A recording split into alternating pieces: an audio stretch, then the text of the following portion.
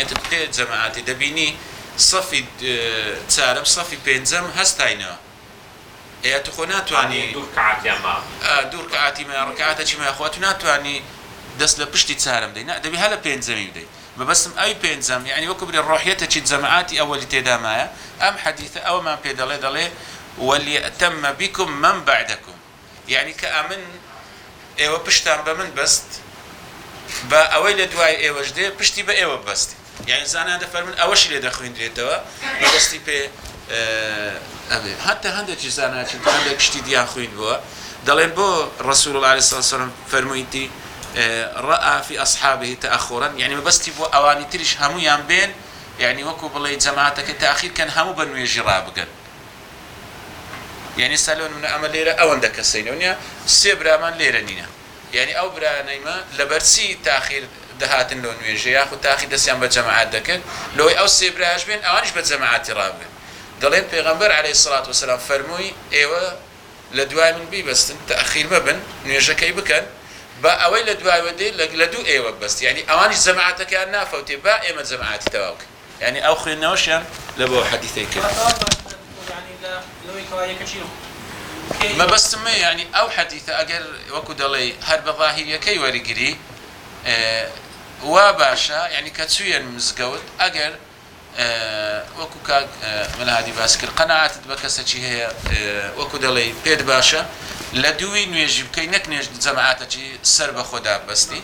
و ئەوەی کە دەست لێدانەکەش ئیشکالێتەکەم نەدی تێ بڵێ ئیشکالێتەکوی ینی نەمزانێ بڵێن بیدعەکە و یا شتێکە هەر وەکو ئاگادارکردنەوەیەکە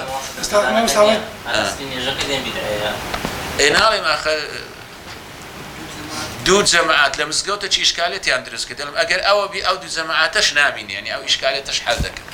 أجنا أو شيء زاروان يعني هم بخوي برادر هبزور مناقشة كده نية وأخي قلت نوته بيغمبر عليه الصلاة والسلام فرميتي ها أو براتان هاتوا نيجي نكدو شيء خير شبيده كان نيجي شيء بوب كان الصحابة هستاوا كردويتي يعني إشكاليتك نية بلام ضلهم يعني أم حديث دلين أم إشكالاتش حل دكا كآيات جماعاتي دوام بكريان نكرين أجنا زانا دفر مزقوتك لسر ريقايا يعني جماعاتك كرا رويش سيتا كزدين آية أوان التاك ويجيب كان باشتري ياخذ بالجماعات بك خو أقل مالي باب الجماعات ديان كرونيا با وقتي مزقوتي وقتي نيجيش توابو بي وباشتري بالجماعات بك لما لي لقر عائلة بوا باشتري باش نيجيش بالجماعات بك إشكاليته چي تيدانيا أوانيا يكواتا أديب مزقوت وكسيش ريقرنيا أو تفرق درس نابي يعني إشكالية اشتداني عند مزقوت هي زيني ما مستم مزقوت لانجي دات جماعات شلون زيادة زيني مسكين مزقوت دبن بلاو بلان يجي كده وكذا أنا كم ديم على أو بلان يجي كذا كمان مثلا لما الباقي يجي جماعات يعني زانوا يكملونا السنة لو يدبت السنة وعزيل السنة لو يدبت السنة تمام استعمال زماني فيش مقاعدين أو زور زرنا براك حرز دمو وأنا أقول كاكا تزوج بشو بريك لم يجد مثلا يوجد وعندك براك دور كات للتحياتي باش تحيات الدوم نجد هذا بس كسلام دراوا لو يبراج بيبجنا بلا زمان أو بالاقتداء يدور كادك يقول سلام إذا تكسر ده بدل ده أوش عينا في رياضك وليأتم من بعد عينا مباشر لو بركة زمانك بيبجنا أو إذا أنا فهمت جماعات درسنيها وكو مسجد الضرار يعني نبي تتفرقة يعني منطقك بنزاشيست كس دين الجماعات والله يكك بتسي بريكاك لدو أما مستعين ويجي مكان يقول لدو أو كسين ويجي مكان ولا أما لا شيء مزقوتي جماعاتك بتاعبتي هندك زانا دفرمن أو دو جماعاته ما بستي بي أويا لا يكاد هردو جماعات بكري ليك هذا هادو جماعات بكري بقولوا منا دقيقة عندنا دواي بانجي نيجي بكري أو جماعاتك لولا نيجي بكات جماعاتك لولا نيجي بكات ليك مزقوتي دلين أوي زياتر أوي نهي ليك لا أجينا تو كجماعاتك كلا دواتر كسيج سيكس سوار كسدين بخوان جماعاتك لكن إشكالية تشتيدانية كما دام لما على دروس بي لمزقوتي أو لا ترى با تفرقش دروس نبي لا يدرس ما بس تم زياتر أو فرمدو جماعتي ما شاء الله داوي شنو لو جماعتي شو خير جماعتي بلى من هم بحسنة ولم يعمل بها كتبت له حسنة مش تعرف تكلم بلى بس مثلا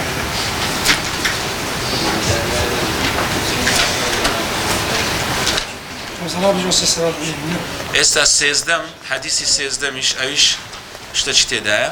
دەڵێ عەبدوڵای کوڕی مەسعود ڕەضا و ڕەحمەتی خوا فەرمێ پێغەمبەری خوا فەرمیە ئوم القوم ئەقرأهم لكتاب الله کامەیان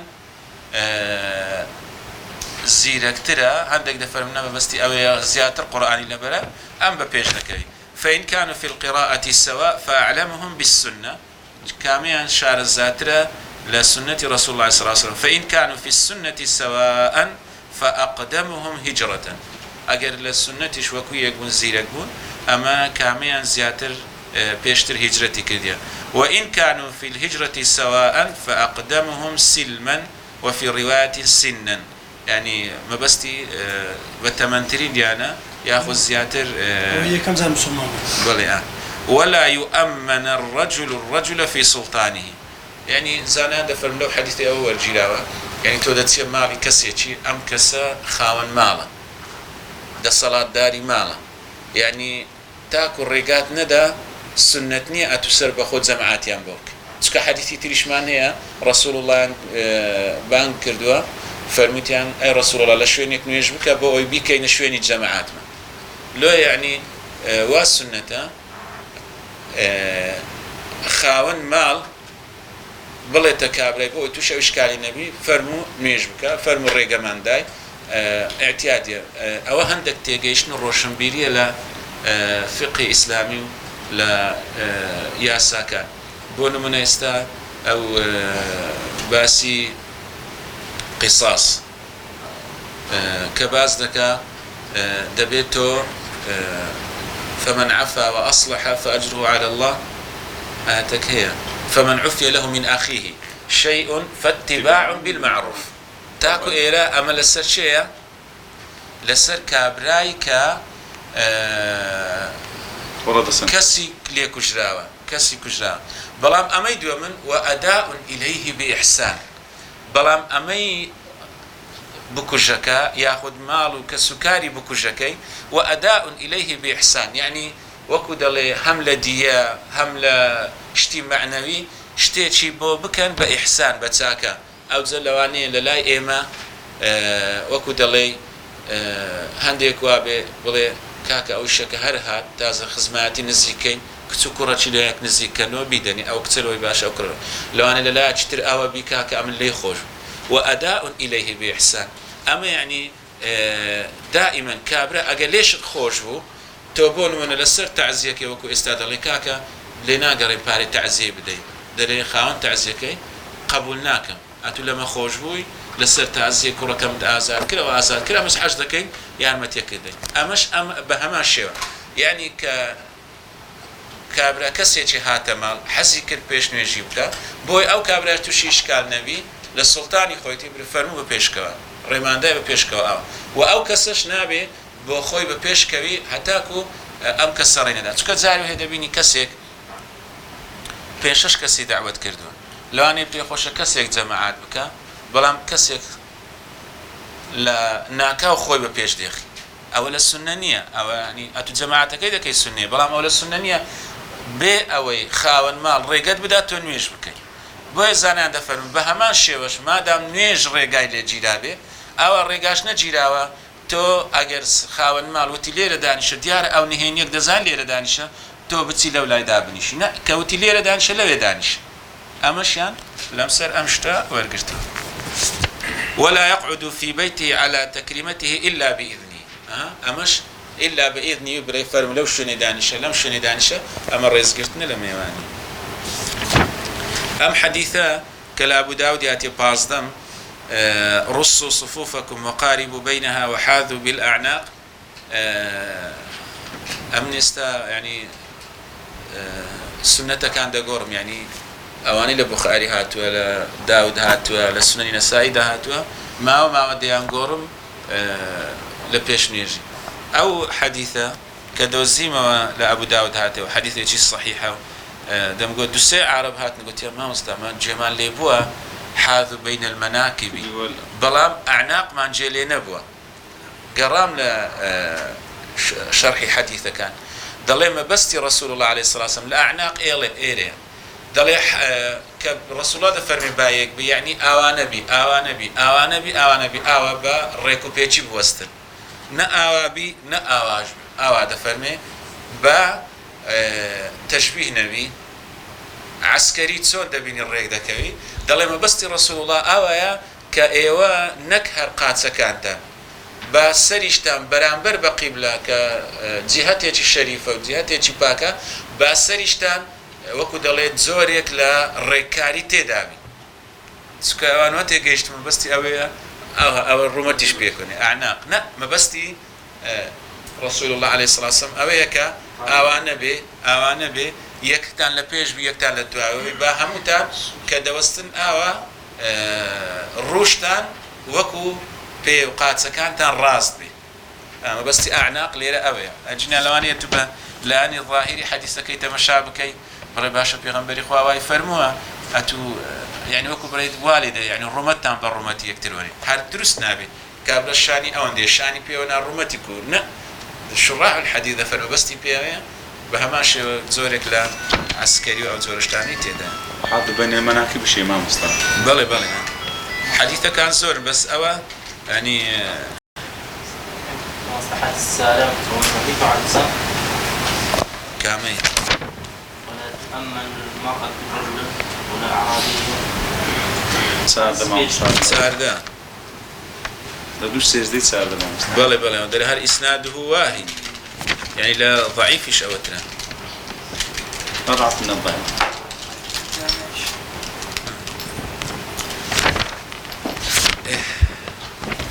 سعدي الشعرز لا راسي يعني كذا صفي آخري ئەوەش مثلا أنا مسكت دەرێ خير صفوف الرجال أولها وشرها آخرها وخير صفوف النساء آخرها وشرها أولها دیسان ئەگەر بێ بە وەکو دەڵێ ناوی لێنراوە سەطحی سەیری ئەم فەرموودە بکەی حاشا لمقام رسول الله عليه الصلاة والسلام كأنما رسول الله عليه الصلاة والسلام أو كساني نوێش خوێنن وەکو دەڵێ قەدری کەم کردوونەوە کەم یەکی داونەتێ بە کوردەواری خۆمان دەڵێت جنێوی پێداون نە ئەمە بەستی ئەوە نییە رسول الله عليه الصلاة والسلام مەبەستی زیاتر تەرهیبە ترساندنە چۆن تەرهیب و تەرغیب لە قورئان هەیە ئاواش لە سنەتی رسول الله عليه الصلاة والسلام هەیە يعني مەبەستی رسول الله عليه الصلاة والسلام ئەوەیە يعني بفەرمێ زیاتر ئافرەت و پیاوەکان تێکەڵ نەبن لەبەر ئەوەی چییە خشوع و خضوعی نوێژیان لێ تێکەڵ نەبن ئێستا لە قورئانیشدا ئەم جۆرانە هەیە بۆ نمونە لسورة بقرة دفرمي إن الذين يأكلون الربا لا يقومون إلا كما يقوم الذي يتخبطه الشيطان من المس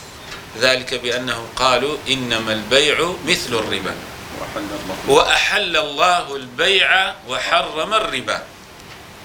آية أم آيتي كذا وأحل الله البيع وحرم الربا ما بستي هر نصكي كخداي قود فرمي بيع حلالة بلام ربا حرامة نأزانان دفرمون أما الظاهر كي أولي دخوين ديتو بلام أجا سيري سياقي آياتكي دكي ما بستي خدا سبحانه وتعالى ما بستي الله سبحانه وتعالى ما بستي أويا كنخير أوانا كدلين بيع وكو ربا وانية نا جوازن بيع اشتيكو ربا اشتيكا زاناني أصول ودنا دفرمون أما ما بستي أوي نك ما بستي أوي بتكلا حديث كي ترباسي لا سياق آيات كي تفرمي الذين يأكلون الربا لا يقومون إلا كما يقوم الذي يتخبطه الشيطان من المس يعني أوان ويان دقول ديان قلت الربا وبيع هيك جوازنيا خداي قد فرمي نخي أوي كذا وانية كسي كالربا دخوا جواز لو كسي كاعتيادية أو وكو زورك لبيهوشي زورك ل لكردوار خو ما دارن سرخوشي كسرخوشي شنو بيهوشي بعقليه بس نايان لنا سرخوشي يعني زورك لبيهوشي لهاتيا يعني حيران زورك للشيتي تدا بلام او كسي كبيعوا معامله ذكاء اصلا ربحي هي قازانتي هي هم معنوي هم ماديش بلام ام ايه كدلي واحل الله البيع وحرم الربا واتانكم بزانا بيع الربا جوازيان هي نقبلي ام حراره وام حرام ئەمە ڕێ پێدرا ئەمە قەدەغەکرا ئەم حەدیثانەش زانیان دەفەرمون مەبەستی ڕەسوول الله علیه الصلاة والسلام ترساندنە نەک مەبەستی ئەوە بیکەواتە ئەوەی لە ئاخر سەف بوو خێری نییە یاخود حاشا لمەقامی ڕەسوول الله زۆرێک لە وەکو هەندێک دەڵێن ئەمە لەبەر ئەوەی دەڵێن حەدیثی پێغەمبەرینە چونکە عەقڵ قبول ناکە ڕەسوول الله قسەیەکی ئاوای فەرموو نە ئەمە بەستی وەکو دەڵێت تەرهیبە ترساندنە و تەرغیبیشی تێدا کە زوو وەرن لە سەفەکانی پێشەوە جینە مەبەستی ئەوە نییە ئێستا ئاەتەکەی سورة النساء والله أعلم كدري فضل الله المجاهدين بأموالهم وأنفسهم على القاعدين درجة دوات دفرم وكلا وعد الله الحسنى وفضل الله المجاهدين على القاعدين أجرا عظيما درجات منهم مغفرة ورحمة حتى آيات كوتاي آياتك لەوێن دەرخدای گەورە باشی مجاهیدان دەکا باسی ئەوانە دەکا کە دانیشتون دواتە فەرمێ هەردوو چیان چاکیانێ ئەمەش ئەوەی سەفیەکە بە ئەندازەی خۆی چاکە هەیە سەفی کۆتایش بە ئەندازەی خۆی چاکە هەیە بەڵام مەبەستی ڕەسوول الله علیه الصلاة والسلام ئەوەیە کە ئافرەت و پیاو زۆر تێکەڵ نەبن یاخۆ لێک نزیکە بن بۆ ئەوەی شەیطان تووشی خراپە و وەسوەسە و ئەم جۆرە شتانیان نەکرد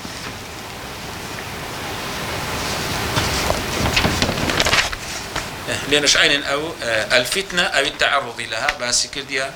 لا باسكي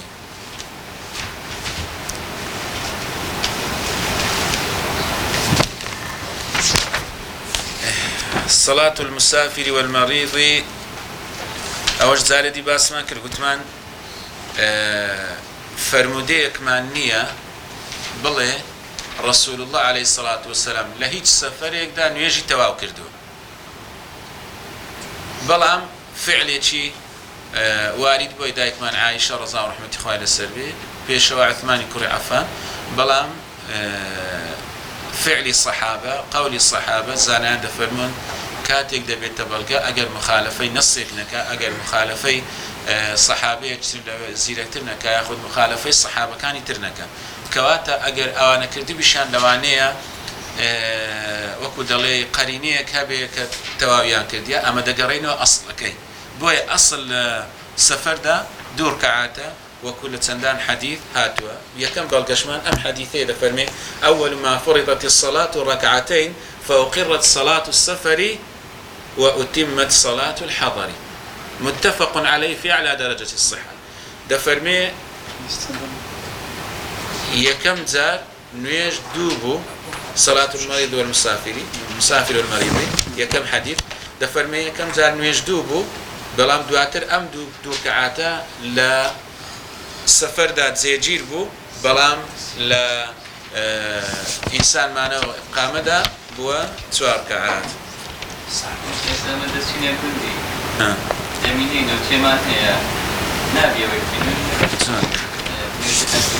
مقيمة يعني زانا دفرمون مقيم بي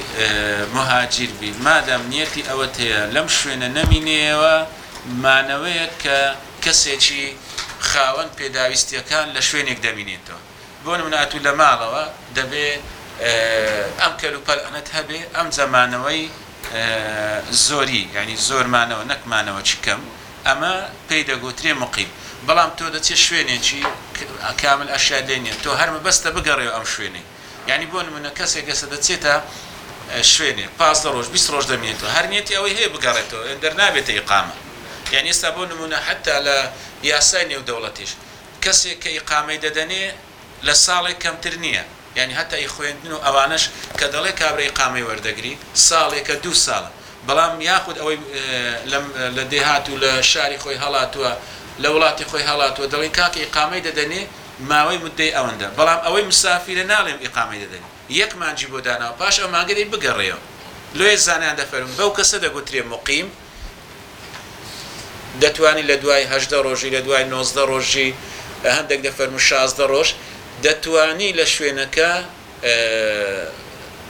قەسر بکە دواتر ئیتمام بکە ئەگەر ئەو سیفەتێ تێدا بێتەوە بەڵام ئەگەر ئەم سیفەتەی تێدانێتەوە هەتا 20 ڕۆژ بمێنێتەوە کەمتر شتێک زیاتریش دەتوانی هە بۆ خۆی قەسر و جەمعی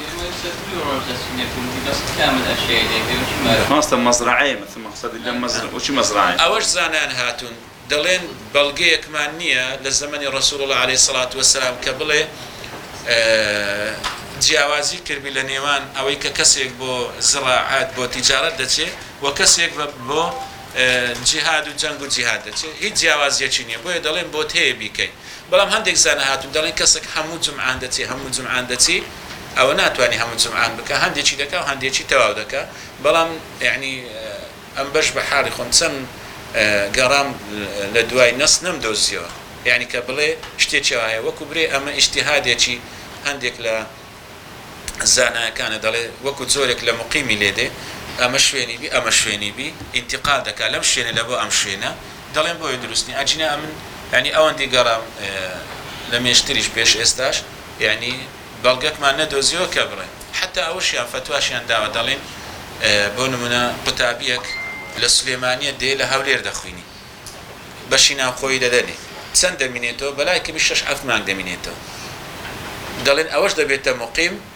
دەبێت چی بکە دەبێت نوێژەکان تەواو بکە بەڵام کە داوای بەڵگە دەکەی بەڵگە نییە وەکو دەڵێن تێگەیشتنی زانایەنە لە بۆ ئەوەی کە دەڵێن ئەمە ماوەیەک لێرە دەمینێتەوە بەڵام ئەگەر لێ بپرسی ئایا بەتەمانی بچیۆ ماڵەوە دەڵێ بابەتەم هەندێک هاتوون قیاسیەوەیان کە دەڵێن کەسێک کە چووتە ئەوروپای ینی ئیقامەی وەرگرتووە ئەوە دەبێت تەواو بکە خۆتە دەگەڕێتەوە شاری خۆی تازە لەوێ مقیمە بەڵام زانان دەفەرمن ئەوە جیاوازە هەتا لایانی جیاوازەکە ئەم لە شارێک بۆ شارێکە ئەم لە دەوڵەتێک بۆ دەوڵەتێکە ئەمە وەکو دەڵێ جیهەتێکی ڕەسمی دوای بسیارکردن ئەو جۆرەشتانی ینی قیاسێکی مەعارفاری قەرفاقی تێدا بەڵام بەڕاستی نەمدۆزیوەتەوە کە بڵێ نابێ وەکو دەڵێ قەسر و جەمع کە حەدیث نییە بەڵام وەکو بڵێ ڕەئی و تێگەیشتنی هەندێک زانایان هێناڵی مدەکە 6 مانگ بی 7 مانگ بی دەڵێ 3 فەرسەخ لە 3 فەرسەخی ڕەسوول الله عليه الصلاة والسلام قەسر و جەمعی کردو 3 فرسخ 12 كيلومتر يعني إيرو تقريبا كاس نزان ويعني سكن مسلم وبخاري مسلم وإمام بله مسلم إيرو والله أعلم مصيف وأنا ذاك يعني زيكتر هي تقريبا برد بازو على راسنا تبع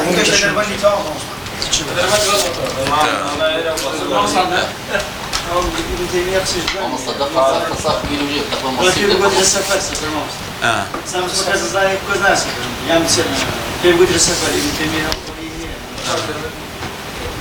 نعم أو نوخيته بس قديم يعني كأو إشكالية تهبو نعم من مدرسة دهني بوكا تسوين السفري لقر هندك برايا ما شاء الله هندك تون وتبدأ بقصر الجمعي كانت عندك براغوت يعني أتو لمدرسة ديني أتو باغدان عايدتو وتم قصر الجمعي إذا كان نيورانو عصري والله أعلم تسوينها نارو أو منطقي مشان جي حديث كانوا اشتكانوا خندوها هندك قوت يعني والله ناكينو أما الشافعين وبرسيت ما لما مستاهل قوت يعني دبي حتى ديانة بتصير أو زاد هجدت حتى 9 كيلومتر لما زبي ما شافعي أوي حتى ديانة قلت يعني حتى ديانة أو دم بيجده هنده تيش قلت يعني كاكا منو قصر كين دزاين تسمع لقيزة قلت تسمع لقيزة دو فاتحة أو هم سبحان ربي الأعلى كأنما بأنوابه يعني دينداري بالزورية مش حديثة كان بوباس قلت مو حديثة لبخاري مسلم بيغمبر خواه دفرم عليه الصلاة والسلام أو عندي أو كاتي فتح القريب أو أنا شمخين ولا قالم تيكر قلت ما أو دالي أو دالي بلام أو رأي مذهب إمام الشافعية نأخذ إمام الشافعي الشافعيات كالشافعي لقى الشافعي زدار قلت مأود الله أمن ديكين وهندك برا كرديان دواء أو أمير ما بقولتي دري إشكال يدرس ده بالتواوكا والله أعلم تشتكم بيردي التواو ما كقصر كمان بس لو يتدرس نبي خفيتنا درس نبي يعني هندك نال اللي أنا قلت أما كده توانين دو فاتحة يتركين يعني أو هانيتي أنا أبو عند تم ده يقول فاتحة ما نقيس ده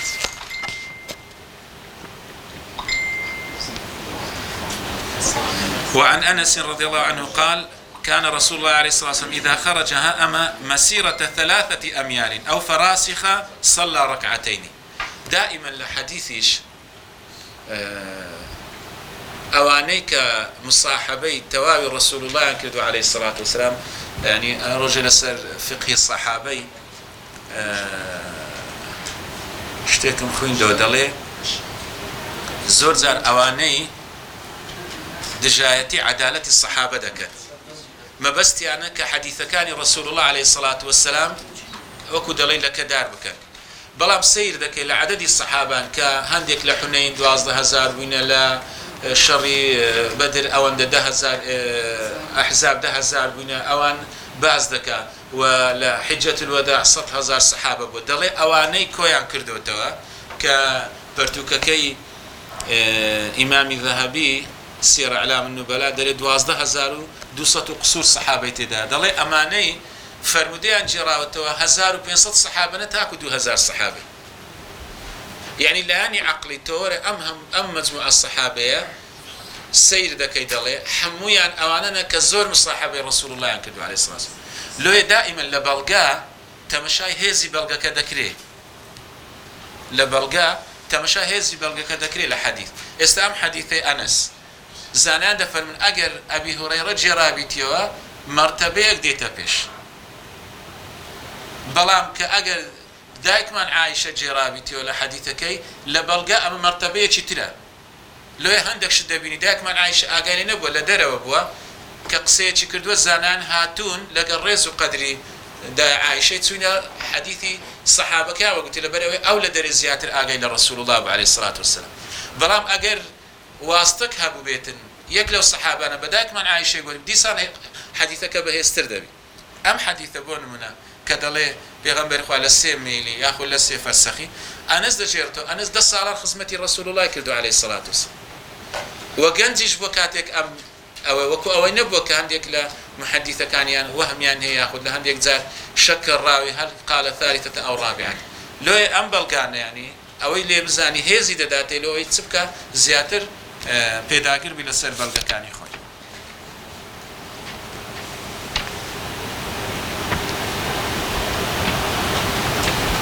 أهم حديثي بينزم تازا رويشت خرجنا مع رسول الله صلى الله عليه وسلم من المدينة إلى مكة فكان يصلي الركعتين حتى رجعنا إلى المدينة دفرمي هردو ركعاتي دا كتاب وقرأينا مدينة يعني بلقك ما نية بلين رسول الله عليه الصلاة والسلام سوار ركعاتي كذا يأتو كان له من تواودكي بلقت لك هنا أو أنا سدوبا أنا دجيرته دفرمي نيتنا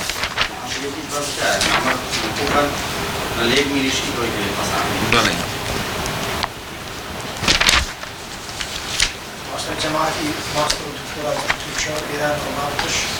تبي عندنا جاندين ونوع سون ماستر دكتوراه وبابتنا ينالي بزانايا دلين بلغك مانية بلي تواو مكة يعني تواو بك بس أويا دلين أما وكو دلين تيجيشنا شي زانانة وتيوتيا مادام دمينيتو دبيت إقامة بس استابون منا يعني كسي كده تدخلني ما بس تبي له بمنيته لا هذا تدخلني وديته يعني هر نيتك هي نيتك هر بمعنى مقيم نية درسته يعني قصر الجمع كي زاني هذا فالبلغك مانية بلام أوي زاني يعني معلومات زاني هذا فالتيجيشنا شي زاني دلين كاك أو دبته مقيم ما دام دبيته مقيم دبيت توابك أوي كدلين سيروجي سفر كي روجك تون روجك هاتن جرام هيس فرموديك مديتو أويش تيجيشني زانانا كدلين بينز روجك تون روجك هاتن سيروجي شلويندر قصر الجمع إذا كايدي لبوينية أما حديث عامة دفرمي پیغمبر خو عليه الصلاة والسلام حتى قرأينه هر دور كعاتك يعني ناري تسندو تسنية موصل الرقابة بس شارش كلامه جبت السفر بس ليش شاي مقيم يقول هنا أمر جبت سكول يا كذي داخلية طيب زوج نهار بكي أو داخلية وكمار خوتي أخذنا لهم أتو وكمار خوته بس أمادي يعني حتى جانت ما ولد أوكي استوان دسنا أوروباش حتى ضلنا يعني دني مقيم إقامة والقرتوا أويش بتمانية بقريتوا ده تفارق بيادك لو يزانا ده فرم لسر أو نيته أما ناتو يعني بلاي ميكا بلغك مانية بلاي نصبي بلام أوي ترتيا اجتهاد الزانان قلت يعني دبيت مقيم ما دام دبيت مقيم دبي توابك أوي يعني ملخصي باسك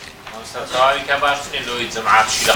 بمشين جماعات مثلا نفهم بجماعات لكن بجماعات نفهم كمان مصطفى لقد جماعات مثلا صار كعته أو بتاني بين زورنا لا دبي إلا أو أواني كلا قوي أو دينات مع الإمام الداوود ما مستحيل مثلا نازاني تندري من تساري فيه هو ذاك مو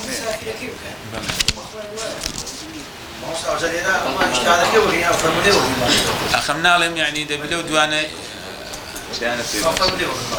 طبعا أنت تبي ملام بليدان ما عندي لا لا خشوا ناري هو استوى بس خلاص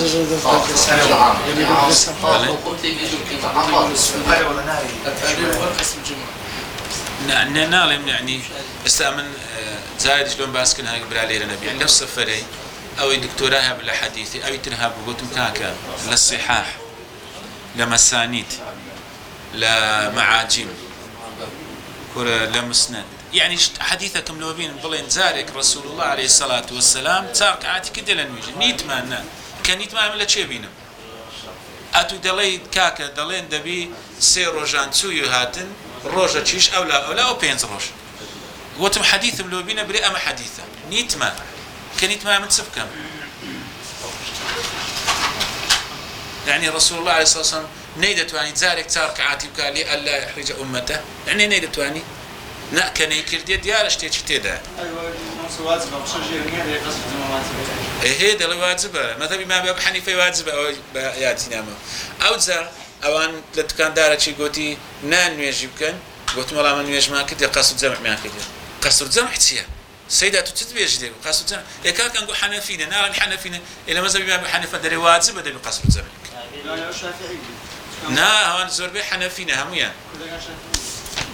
عندي خويندي تمانا أو ما مستاني لكن ما خويندنا دلين أقرب مذهب إلى السنة الشافعي نزيكترين مذهب للسنة إمام الشافعي بلام نازم لولاتي ماواني الشافعي نزياتر دور ترين